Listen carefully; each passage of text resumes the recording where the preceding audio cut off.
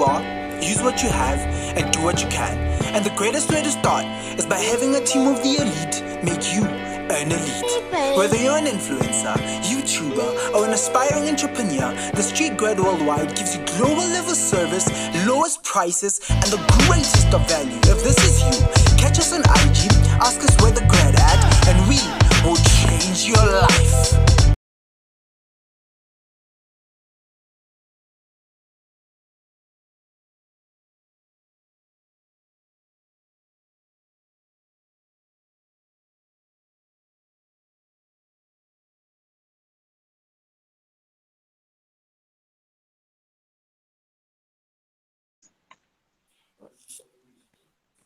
Hello everyone, my name is Atang Swartboy, founder of hashtag You Before Me. Welcome to the very last day of Seshweek with hashtag You Before Me. I will be your host for today, and today we are honored to be in the presence of someone very close to me, someone so special that she reached out and said, why am I not on the lineup where I want to speak about my experience as well? We are joined today by a gender-based violence survivor and activist. I think she needs no introduction, but I'll do that for the sake of administrative purposes. Ladies and gentlemen, we are joined today by the founder of the Immaculate Agate Stone organization, a person who has been on La Vista Mag, Drum, Porch Herald, about everything, just NPO stuff. Ladies and gentlemen, I welcome you, Tshiamo Molotsane. Tshiamo, how are you doing today? Please start by just telling us exactly the feels of today. Are you excited for this one?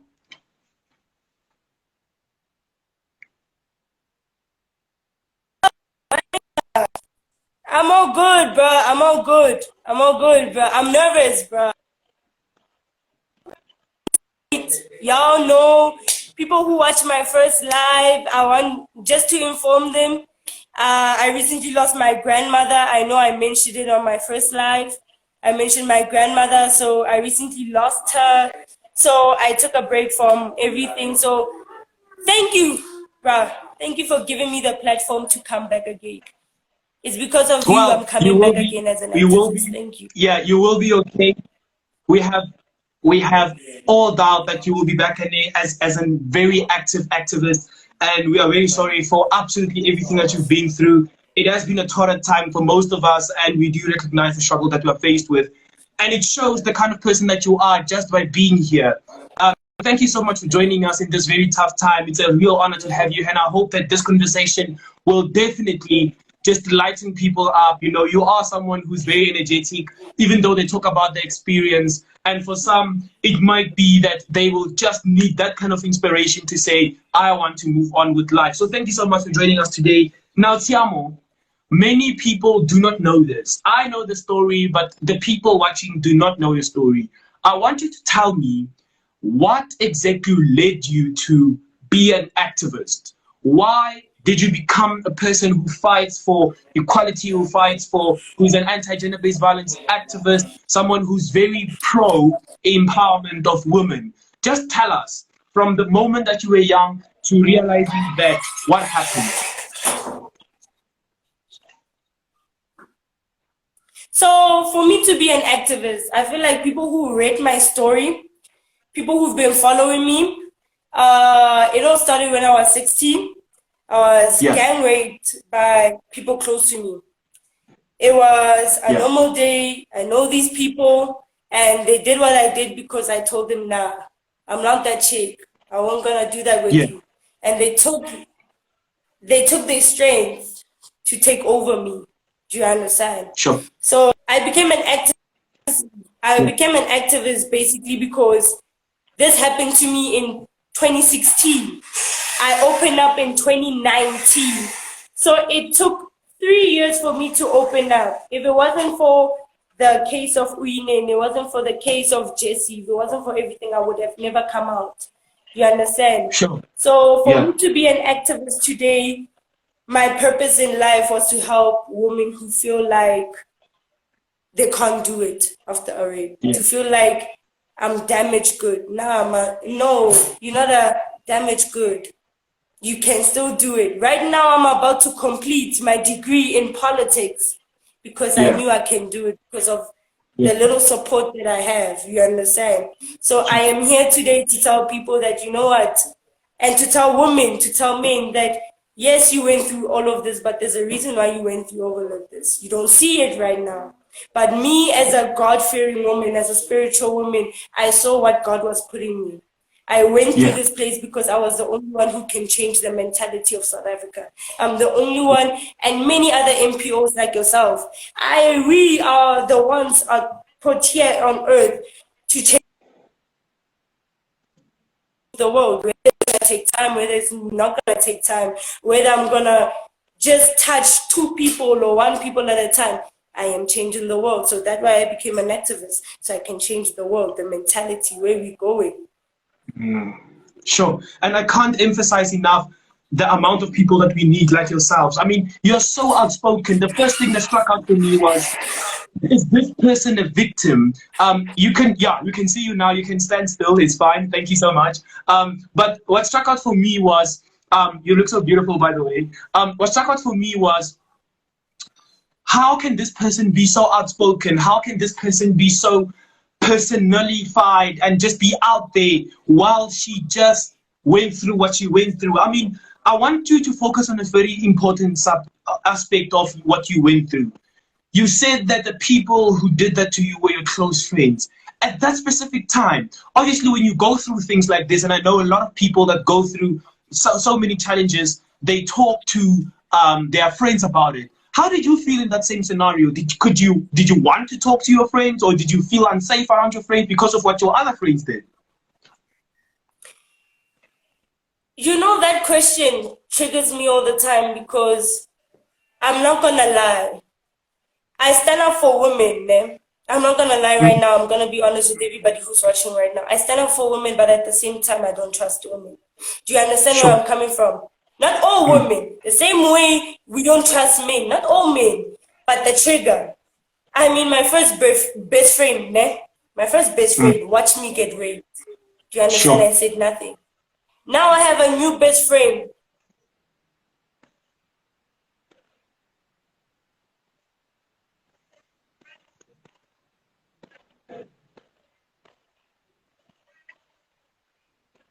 Told me how there are so many good people. There are so many. It's weird how bad people are watching people. Okay, Tshiamo, it seems like we are struggling to hear you. Just make sure that you have like very stable internet connection. We can't hear you as properly, so just make sure that you have stable internet connection, because I can hear you. We're hearing you speak, but we can't hear what you're saying. So just make sure that you get that in line, please. You can just take your time in figuring that out. Can you speak to us now?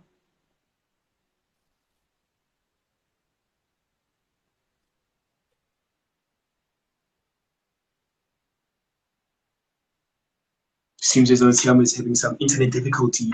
But to those of you who don't know Tshiamo, Tshiamo is someone that I met and done a show with earlier in the year, and she spoke out about her experiences.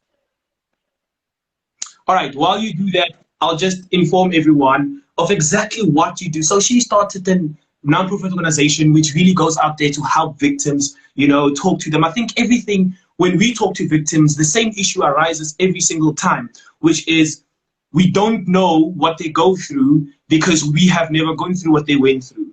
You can't advise someone if you were not in their shoes. We can hear you, so you can continue speaking. Can you hear me now? Yes, we can hear you. Thank you.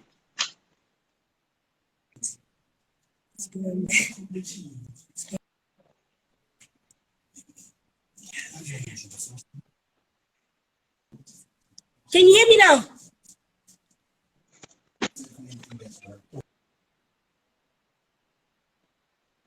Yes, I can hear you. You can speak.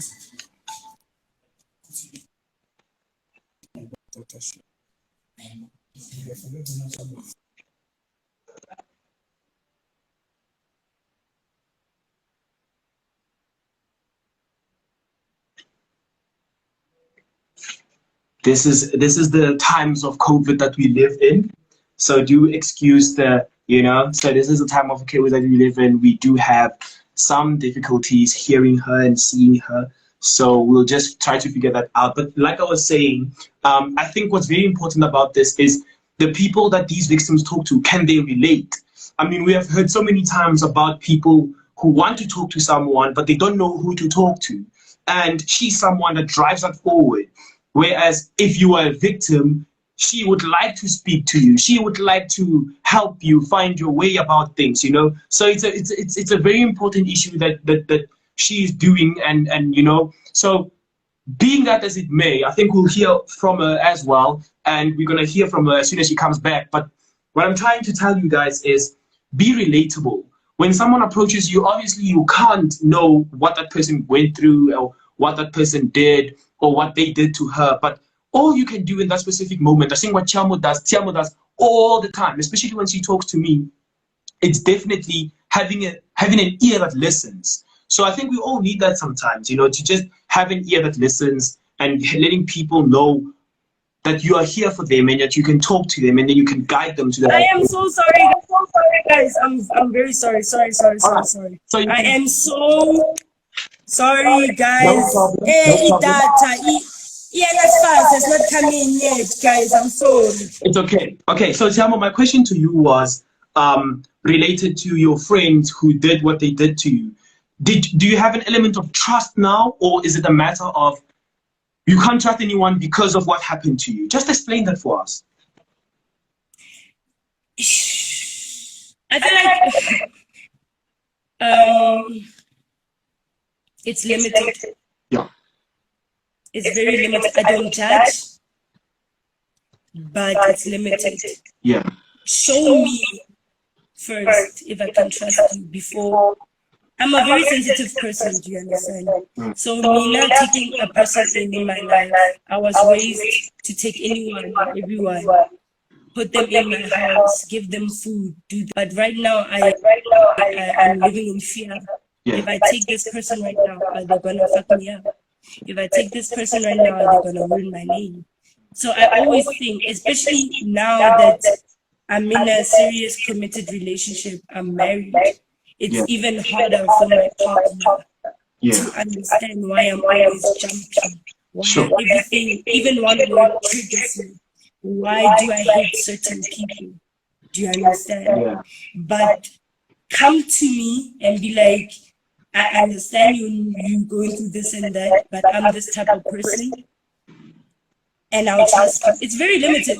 My trust is very limited. I don't trust anyone who's anyone. Do you understand? Yeah. But growing up, I used to trust everyone. Do you understand?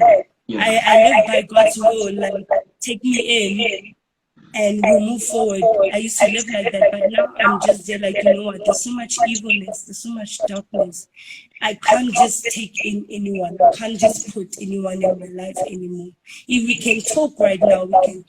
I consider you as my best friend because I know your soul. Sure. But I can also be friendly with other people, but yet I'm not going to consider them. Yeah. Do you understand? Sure. So it's very limited. I can say it's very limited. And I think we can touch on that. And I want to touch on something that you already did talk about, which is you get so comfortable with people, right? And I want to go into the matter of consent. And it's a very important matter because what happened to you was kind of in the middle in terms of nowadays, practical wise, what do we interpret as consent? Let's focus on that, right? So you, like Brown Screen Dre says, when trust is broken, nothing will ever be the same again. So let's focus on that. Let's talk about trust. Let's talk about trust in relation to consent. And the question is, I want to ask you, what do you consider consent? Tshiamo, tell us, what do you consider consent? Consent is very easy. Consent is easy from the point that, you know what, I can be drinking right now, but I'm not coming to you. So that means don't touch me. Sure. Don't do anything. Do you understand? You can come to me and we have a nice conversation. But the minute you're like, Ejo, let's go to the bedroom, and I say, no, just put it as that. Sure. Don't force it. Don't try to tell me now, I'm going to keep you safe, I'm going to do this, I'm going to do that. Don't. Consent is the minute when I say no. Understand, no. Yeah. Do you understand? Yeah. The minute when I say yes, that's consent. Sure. You understand? Yeah. You can read by my body language that I don't want this. So why are you trying? I can say yes, but my body language says no. That's not consent. And people should understand that. That's not consent. It's dangerous because I can still apply and go to police station and be like, I got raped. You know why? Because I didn't want to say yes. But because you came with that aura, you came with that, I had to say yes. Do you understand? Like girls who go out, it's very painful. Girls who go out and they find themselves in a house with niggas or majority girls, and now they don't have transport to go. Now you come to me as the owner of the house and be like, hey Joe, let's go and sleep in my bed. I don't have a choice but to say yes. It's not consent. Sure. It's because I don't have a choice. So consent is about choice. It's not about force.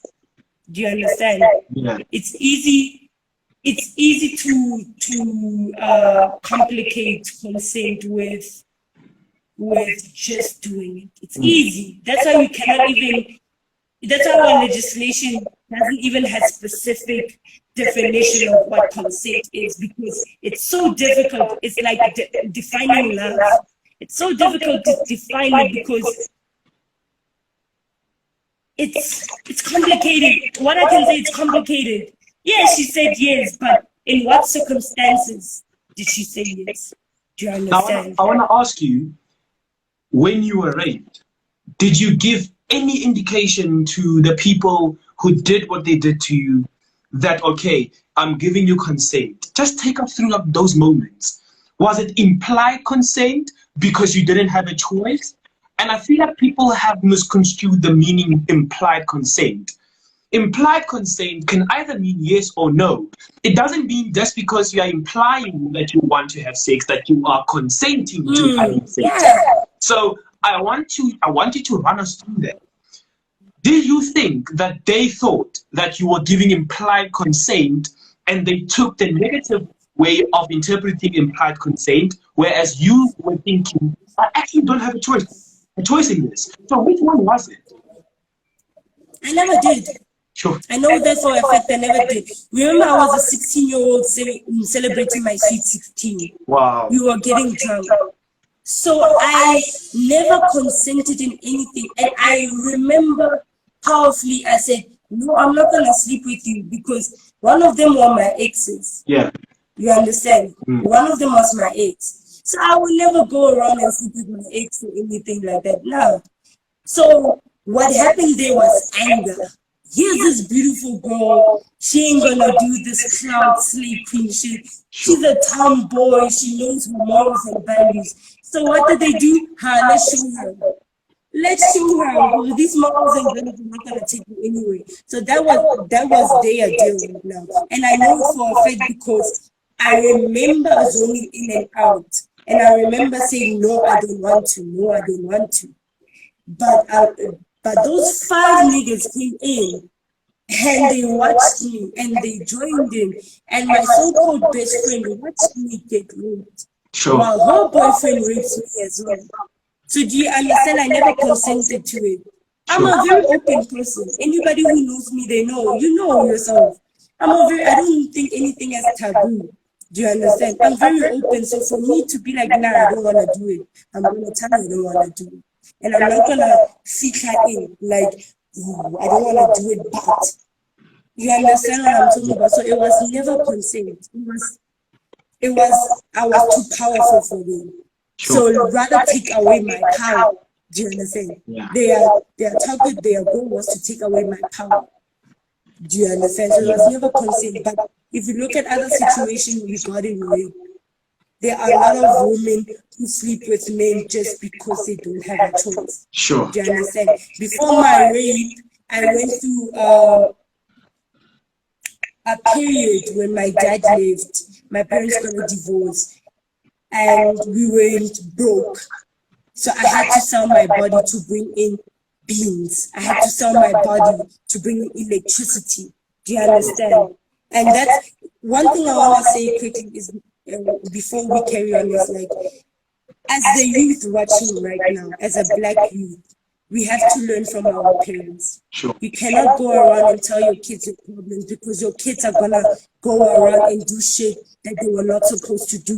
Do you understand? I sold my body. So that gave them the acid to be like, you know what, just because she sold her body, that means she's a hoe. Now, understand why I turned to prostitution, for my mom to have electricity. Why I turned to prostitution, so my little sister can have the life I had before my dad left. Wow. So some consent, it's not optional, but some consent, men must just know to just respect us.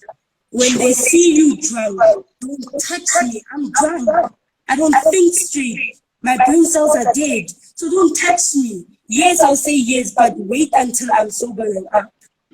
And when I say yes afterwards, then means, okay, you might have a chance. And you understand what I'm saying? But when you see a girl who's drunk, when you see a girl who's desperate, don't lose her vulnerability to get where you are, to get in her pants. Don't do that. Wow. So that's why I'm saying consent doesn't have a definition. It's just a lot. Sure. It's just too much. That's why even our legislation is bullshit right now. Because it does not, the government does not understand what consent is. How are we gonna get there? I wanna ask a last question about consent, and it relates to something. I think if you have had sex before, you might have been scared that this happens to you. And I'm talking about the woman, right? Even the man, it can also happen to the man. And I wanna talk about removal of the condom without the approval. So you consent to having sex. Let's say it's a premise. We start off the premise that you have consented to having sex. That's fine. Let's have sex. In the process, you agree that you will use a condom. But one of the partners decides that they are going to remove the condom in the process without your approval. There's a specific term for that. It's called stealthy. Stealthy, right? Yeah. And I want us to focus on that, because I'm not asking these questions just because. I'm asking these questions based on what I've experienced, based on what I've heard, based on what people have told me. And I want you to tell me what makes it wrong. Number one, answer that question. Number two, what should be done so that we don't have occurrences like these? Regarding that, I feel like the youth knew about it before it became a definition. You know, when the youth be like, ah, nigga, you trapped her. She trapped you. That's that. It's a trap. So trapping someone is illegal. You are out here. You don't know if you have STI, STDs. Oh, I don't know, I'm even going to get pregnant. I don't want to get pregnant.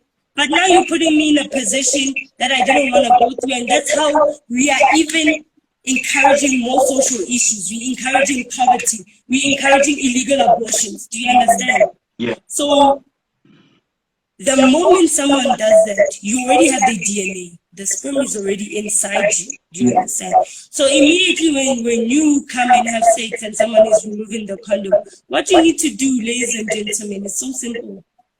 You remove that condom. Take that condom, put it in a plastic bag. Do you understand? Take yourself, don't go to the police station, because apparently police stations are not being bullshit. So I'm not going to trust the law with my body. Go to the clinic, get a DNA test. Let them come to you and they go inside your vagina and take that. Now you have two proofs. Now go to a police station and open a case of constitutional rape or rape. Wow. And from there on, it goes on. Now the police are being bullshitting us. What do? You have MPOs like you before me. You have MPOs like the Immaculate Agate Store. Now come to us with that. I'm going to take my people, you take your people. We will protest to the nearest police station. We will make sure the government hears us. We will make sure the police people hear us. And we will protest. We're not going to run away. If I die because of that situation, let me die. That's one thing South Africa is lacking right now. The reason why gender-based violence cases are going up because we're weak as fuck.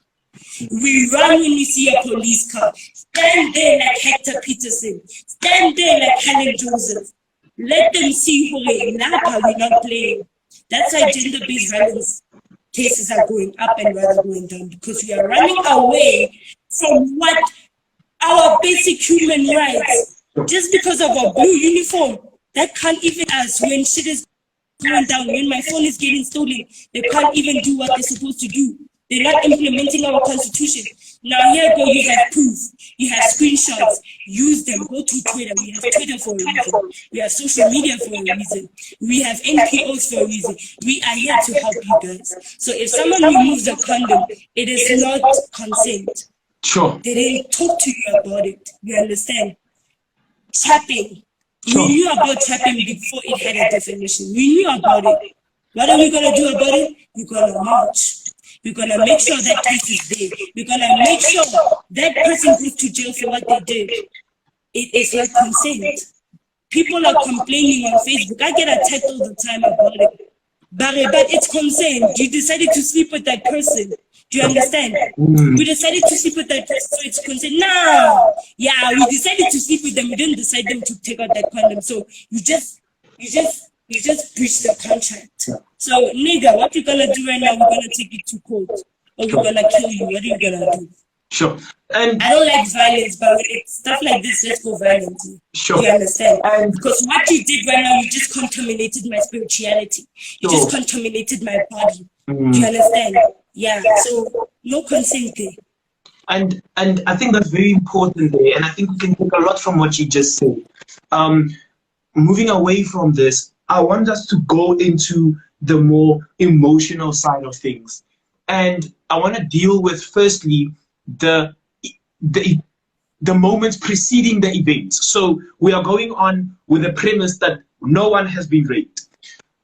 What is the importance of family before the event? What is the importance of family? What should be taught? Number one, to women. Number two, to men. What should us, as future fathers, mothers, grandfathers, sisters, brothers, uncles, aunts, what should we teach those nephews and nieces coming after us before rape happens? I love this question because right now I'm going through a phase where I lost my family. I don't have a family right now because of my grandmother was the only person who stood up for me, who knew me, who made sure that Tshiamo is gonna succeed. Do you understand? So when she died, I saw the true colors of my family. And now when I go back, I realize if I came out sooner, all those 6 men would have been arrested, but I didn't come out because I knew my mother would blame me for the rape. Sure. I'm not gonna have that fight. Wow. I love my mom, but her toxicness. Black people, stop being toxic, man. I'm 21, want to raise a child. I can't raise a child because of my trauma. So if I have a child right now, I'm gonna bash my child. I'm gonna belittle my child. Do you understand? Yeah. Heal before you have children, because if you don't heal, your children are gonna suffer like I'm suffering right now. Wow. I look like I have everything under control, but I don't. Sure. Because I have women looking at me right now like, shit, she's my role model. Do you understand? Don't rely on your family. Not always. If you have a Nyara family, bless you. God bless you with a Nyara family. Me, I grew up in a family where I had no support. My grandmother was the only one who supported me. Even though she lived in Potchefstroom and I lived in Pretoria, I could feel her. She was the best for me. But I lifted my mother who thought I am a mistake. I am the problem.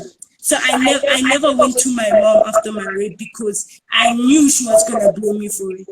I knew she was going to say, tell me because we're not rather than being a mother to be panicking and be like, la police station. I knew. So men and women, start being your kid's best friend. Be your children's best friend. Be your children's comfort zone to run to. Do you understand? Be open with your kids. The minute you say, I want to have a child right now, make sure you have that thing. If my child comes to me and she's 14 and she's like, Mama, I want to date. Don't be like, hey, you're too young, we think I'm John. Be like, okay, let's meet the person. I like to put white people as an example. They date in front of their parents. Sure. They meet. The movies you see, do that, black people. What's stopping you?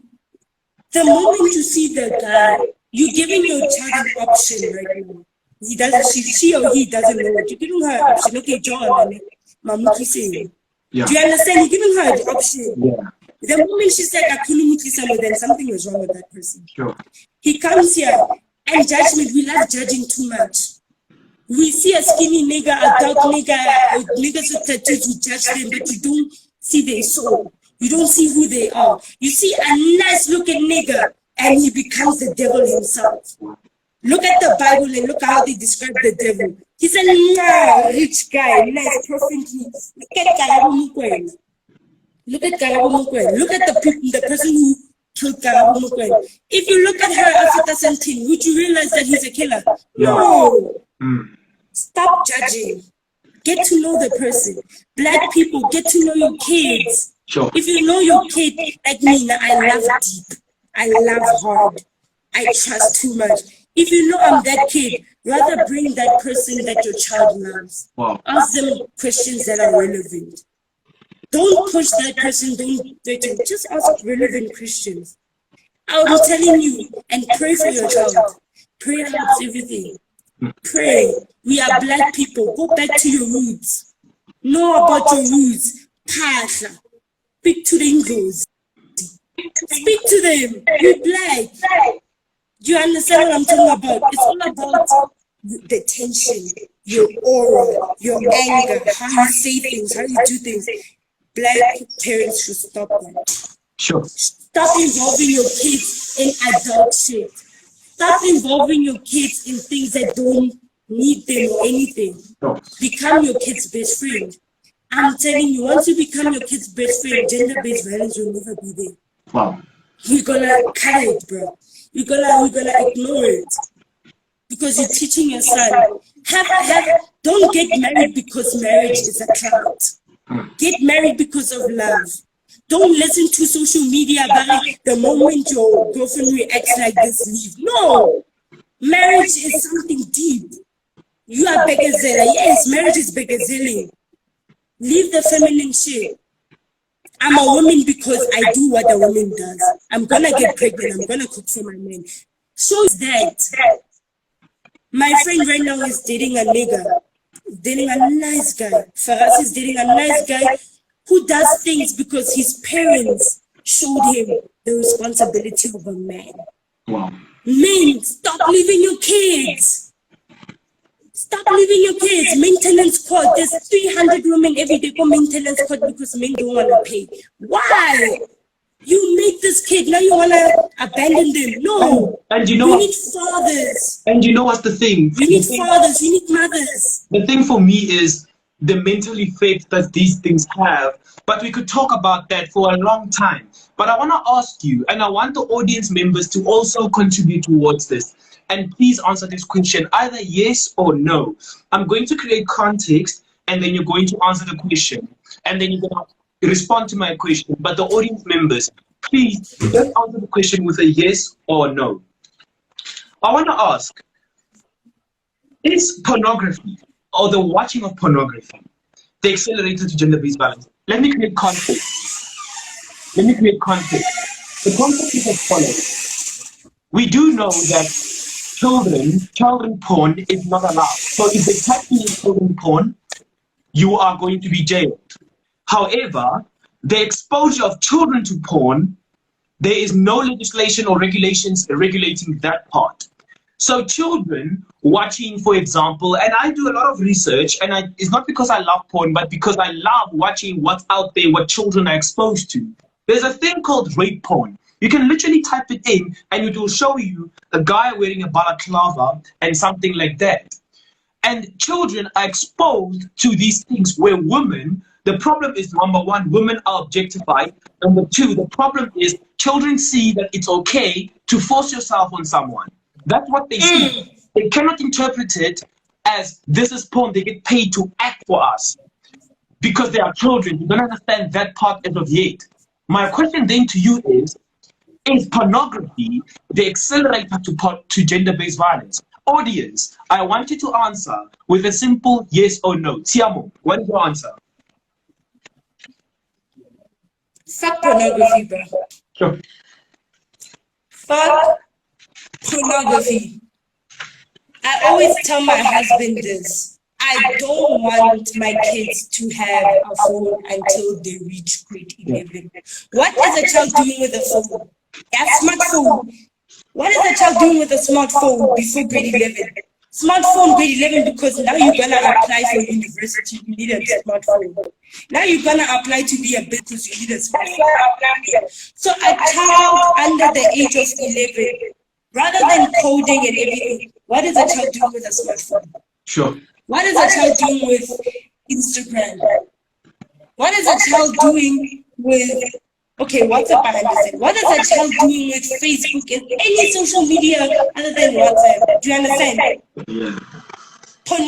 I feel like pornography has some doing in gender-based violence. Because when you look at it, it's rough. It's this. It's explicit. It's this. Obviously, I have a cousin. Whenever we watch people kissing, I remember when my grandmother was alive. I have a cousin, whenever we watch Uzal or anything, we see people kissing, and then he gets hard. Sure. Why? He's exposed to it. So why are we putting kids in?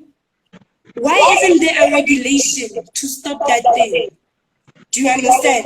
Our legislation doesn't do that shit. So why give a child a phone before they're in grade 11? Why do we expect a child? Why do we give education about sex, but we're not going deeper into sex? You look at. Sure.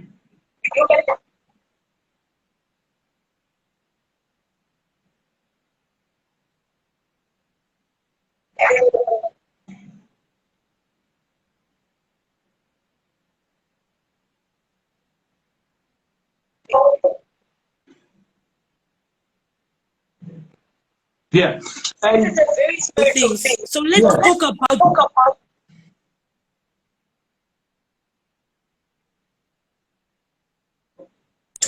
of sex. Let's go deeper into sex. The moment you sleep with someone, you are spiritually connected. The moment that person has an abortion and you sleep with the person who has an abortion and they never cleanse, your life is gonna be fucked up. You are not gonna get a job. Your marriage is gonna. Hey, let's go deeper. yeah. Let's stop sugarcoating things. The thing about school, it keeps sugarcoating it. The thing about life, it sugarcoats things, but it elaborates on unnecessary things. You understand? It elaborates on unnecessary things, but doesn't elaborate on necessary things. So, porn needs to stop. Yeah. Kids and parents must stop giving their kids smartphones until they're at a certain age of responsibility and know what sex actually is, what porn actually is. I think what you just said there is very important, and I hope that us, because the people watching are usually young people, that they have exposure to this information. I want you to stand still where you are, because that's where we can hear you. So please stand still, don't move around. But I want to ask a next question, and it relates to a movement that started very recently. It says, believe the victim. Okay, so I might get trashed for this, I don't know, but I'm trying to cover all angles in terms of education. The difference between believing the victim and not falling for people who are trying to play victim but were never exposed to that thing in the first place. As people who are entering the law fraternity, as people who are humans who need to console these people, where do we discern? Where do we draw the line? How do you say, you know what, I believe you because, or you know what, are you sure? Okay, let's take it through. So this happened, this happened. When a person comes to you, because I know that you deal with a lot of victims, when a person comes to you, what is your first point of view? Is it believe her or him? Or is it, let's take it through, let's run it back a bit. Let's talk about the exact moment so that we can establish, so that you can establish whether or not this person is truthful. Which is it for you? For me, I believe you. Same time, you tell me you got raped, I believe you. Yeah. So we start there. Our constitution says you are innocent until you proven guilty, right? Yeah. But in society, you are guilty until you proven innocent. Sure. Do you understand what I'm talking about? So me, you come to me, Ejo, I got raped. I believe you. I'm gonna tell you I believe you. And then tell me how. Tell me how did it go? Give me a background. Tell me everything. The moment, one thing I love about women is they know time date. Even something that happened 5 years ago. But oh, it's on Edo. 5 September. Do you understand? The difference between someone who's lying about rape and someone who got raped. For me, I'm a very spiritual person. I have a spiritual gift. So for me, it's easy to say that you got raped or not. But for someone who doesn't have a spiritual gift, you ask them, okay, give me a full story. What happened? Yeah. Let's start there. What happened? Do you understand? Yeah. You have to analyze what she's saying. You have to analyze what he's saying. Do you understand? You have to, if it's over the phone, let me call you. You tell me. You have to hear the tone. You have to hear. There's so many ways to see a person who didn't get raped and a person who got raped. Sure. But majority of the time, people get raped. Sure. So give me your backstory, right? I'm gonna give you what you should do afterwards. Now, girl and boy, when you come here and now you're changing things and now you're backing up and now I see. But the moment you tell me you got raped, I'm gonna believe you. Along the way, I'm gonna see if it's true or not. People should understand the moment someone comes to you and be like, I got raped. Don't be like, yeah, me, or sure. Because that's the first questions I got. Are you sure you got raped? Wow. And for many years, I thought they like, am I sure? Did I get raped? Yourself, it gets in your mind like, did I get raped? Did I? Or maybe, you understand? The moment someone comes to you, be like, I got raped, you stand up quickly, at a police station. So I think you go to court. Sure. If your stories are changing or something is not adding up, now you know you didn't get raped. Do you understand? Yeah. The problem about this society, they look at you. Now they look at me, hey, Tshiamo's hot and stuff. And I'm like, I got raped. They wouldn't believe me. Do you understand? They look at you, slay queen or example, prostitutes. Immediately someone goes to them and be like, you got raped, but it's your job. How did you get raped if you used to sleeping with me? Do you understand? Rather than believing, rather than listening to the story, we are jumping, we're looking at you. Who are you already? But you don't know that there are evil people out there. There are people who will take advantage. Prostitutes, number one, advantage. They take advantage of you. Because a prostitute, nobody's going to believe you. I'm a student. I like partying. People are going to be like, do you understand? Same thing going back to my mother.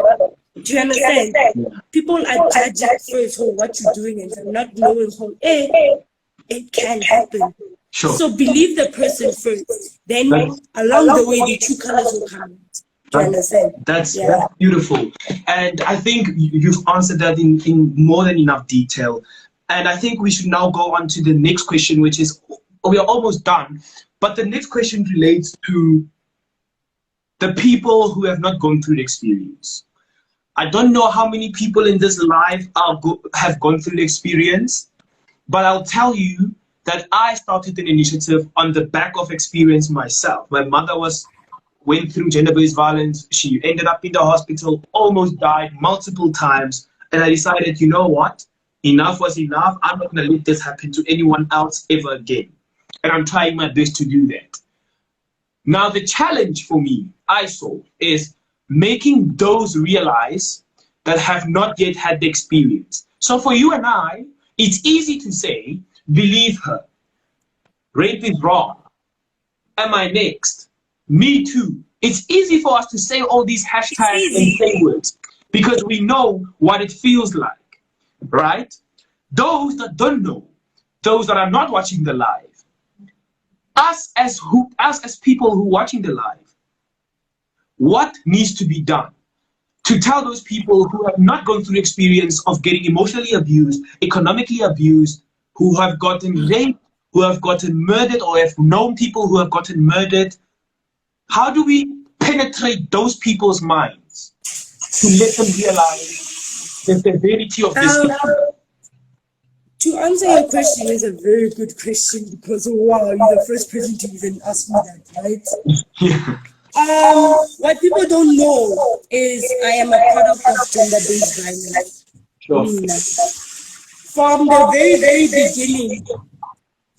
very beginning, my grandfather, who was a deacon in Potchefstroom, abused my grandmother. Let the souls rest in peace. My dad emotionally abused my mom verbally abused my dad. So I am basically the product of gender-based violence. And this is why I attracted gender-based violence myself. Do you understand? It's not everyone, but me. I'm speaking about me. That's why it was easy for me to fall for a nigga who can hit me and tell me I'm nothing. And I'll be like, it's okay. It's okay. It's life. Do you understand? What people don't know about rape and gender-based violence is the same thing people don't know about depression. Sure. You cannot describe it. The pain is real. The trauma is real. Your mentality, you went from an innocent, nice person to every time you are triggered. You are triggered. You have a wall. No matter how many times people try to break it, no matter how happy you are, you can't break that wall. It's you now. The people who raped you took something from you spiritually, physically, in every way. They took something from you. So how do you replace something that was taken? You can't. It's taken. It's not you anymore. There is Tshiamo today. It's not the Tshiamo she was before the rape. It's not. I'm not. I was a very nice, kind person who trusts, believe everything and everyone. Right now, you're telling me something. I'm going to fight you. You're my friend still, but I'm going to fight you. Yeah. And I don't want to. I don't want to, but it's me now. Do you understand? And stop sugarcoating rape. Sure. Stop sugarcoating gender-based. Stop sugarcoating. I never sugarcoat anything. I swear it is, because I'm not sugarcoating. It's shit. It's bullshit. Do you understand? When I go and I do public speaking, I'm gonna let you in that room. I'm gonna tell you. I'm gonna take you to that room. I want you to feel it. I want you to see it. That nigga, I got raped constantly. They penetrated me constantly, all the time, non-stop, 6 people, all the time. So what felt like forever. I want you to feel it. People don't want to feel it. I want you to feel it. People underestimate rape. People underestimate gender-based violence. Don't do that, because it kills you. The person who got raped today, that person died at that moment. You just killed them. You literally killed them. So now it's just the image of Tshiamo walking. It's not Tshiamo, it's the image of Tshiamo walking. Because those 6 people killed me. I died a long time ago. I died. So imagine, and it's my basic human right to have a life. You took my spiritual life, you took my emotional life, you took my mental life. So why aren't people getting death sentenced because of that? Sure. You took someone's life. Yes, I'm walking around, but you took my life away. Do you understand? So stop underestimating the power of rape. People should stop estimating the power of rape. Powerful. Powerful. Tshiamo, I want you to speak to us for 30 seconds for each question. Don't take too long. I just want you to briefly tell us. We are going to speak to young women right now. Okay, so young women, let's say I'm a young woman. I am 15 years old. I am under the age of 16, just under the age of 16. I want to know something from Tshiamo. the strong-willed woman who managed to be from a victim to survivor to activist to someone who could let other people surrender to freedom. I am asking you now, Tshiamo, 15-year-old Atang, 15-year-old Thik Lebonza, 15-year-old Zeppo Davis, 15-year-old, all the people who are here. What is the message to those young women? 30 seconds, tell us what your message is. Don't give up. We got you. Don't give up. Continue what you wanted to do. Yes, they took what you had, your spirituality and everything, but they didn't take your power of God. They didn't take your power of your purpose. You are here on earth for a reason. Continue. I'm finishing my degree in 2 months. Who knew I would land there? Wow. Continue. It's hard. I know it. It's hard. Days you're gonna cut yourself. You're gonna hang yourself. Don't do it. You got ready for a reason. I know it sounds bad right now, but you got ready for a reason. Become the change that you are. Wow. Be the change, bro. Don't give up. I'm telling everyone, don't give up. We are here. Atang is here. Tshiamo is here. Don't give up. Wow. Don't. Sure. Now, Tshiamo, I want you to talk to me. I'm a man in South Africa. You are qualified to speak about gender-based violence because you are a woman in South Africa. I am someone who does not quite understand what women go through, what young children go through, what people go through who identify as transgender, what they go through on a daily basis. In the scheme of things, gender-based violence as the main concept, you're trying to address me, to educate me.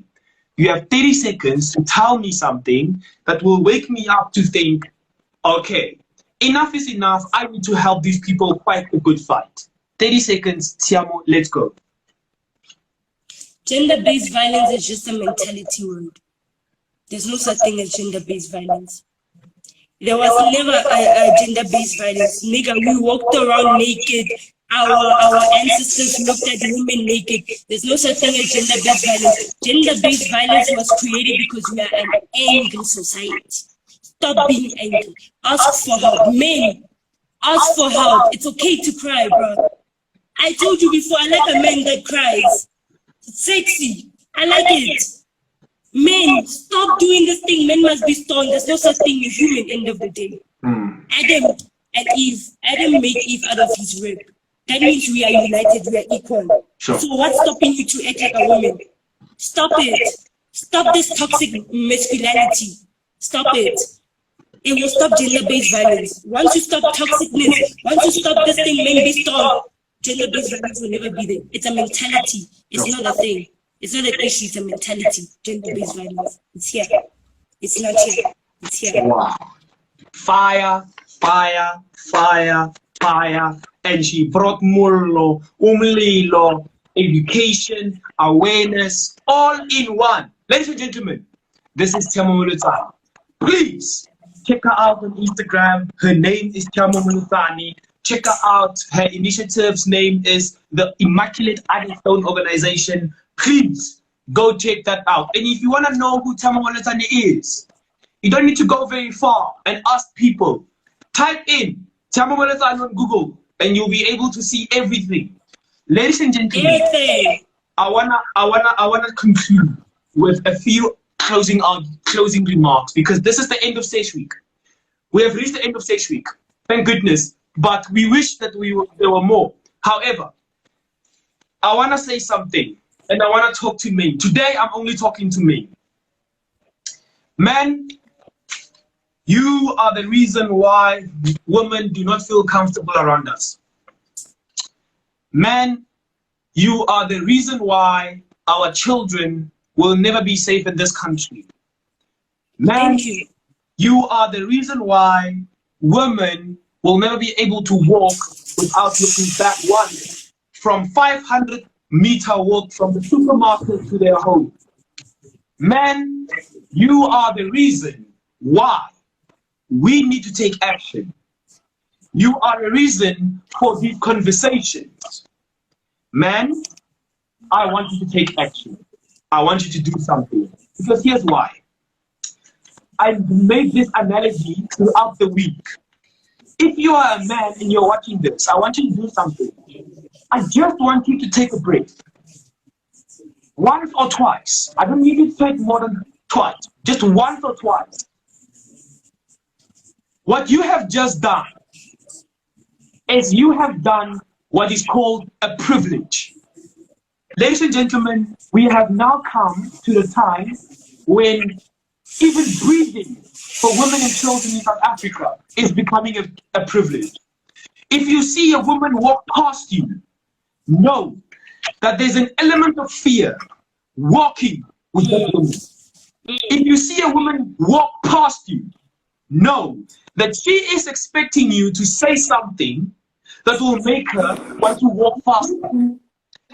If you see a woman walk past you, know that the meaning of that woman being here in South Africa today trembles in worth. I cannot overemphasize the necessity of you understanding what we are without women. One word, nothing. Because without women, you would not be born. If you want to place yourself in the foot of a woman and you want to know how strong they are, go to a hospital, put yourself in a period simulator. I don't want you to try anything else.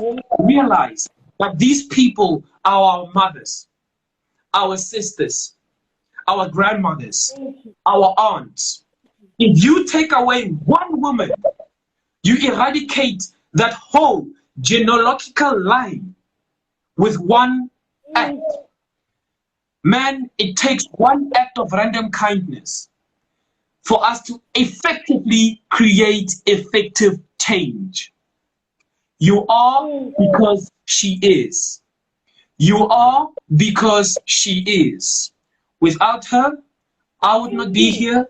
You would not be here. Tshiamo would not be here. The person next to you would not be here. The person you're thinking about while you're laughing at me talking right now would not be here. The person that you want to talk to because you want to talk about how much of a joke I am saying these things would not be here. I want you to think about that. The next time you think about making a joke, the next time you think about making a joke about women, the next time you think about catcalling someone on the street, the next time you want to hit someone from behind, I want you to think about that analogy. I ask of you to please do something. A simple repost with the right intentions will do it. Like Xavier said, it doesn't help that you repost, but behind the scenes, you are playing devil. I ask of you to please recognize this issue for the severity that it is. People are dying. Women are losing their voices. Women are losing their lives. Just because someone is alive, like Tshiamo said, doesn't mean that she's with you mentally. This goes way beyond physical distress. Ladies and gentlemen, what you do will translate to the future generation. Let me be positive. Let me be positive. Your actions can lead to a child's survival. Your actions can lead to someone's education. That lack of knowledge someone in the rural areas has can be eradicated by you simply saying, consent is. It is wrong to identify concepts in South Africa such as dignity and respect. Fundamental values are very important. It's not difficult to execute. Ladies and gentlemen, we have reached the end of Seshweek with #YouBeforeMe. Thank you so much for each and every one of you for listening. Thank you so much for each and every one of you for tuning in. Brown Screen Dre, you have been with us throughout the whole week. I appreciate everyone who has joined us. I love you all. My name is Atan Swart Boy. Just another boy who started an initiative because they wanted to create change. I am the founder of #YouBeforeMe. And on behalf of the whole #YouBeforeMe team, Yelise, Gift, Mbali, Tristan, every single one, Bootley, Kyaleboha, I love you all. I thank you. This is the beginning of something great. May God be with you all. May whatever you believe in drag you through the days.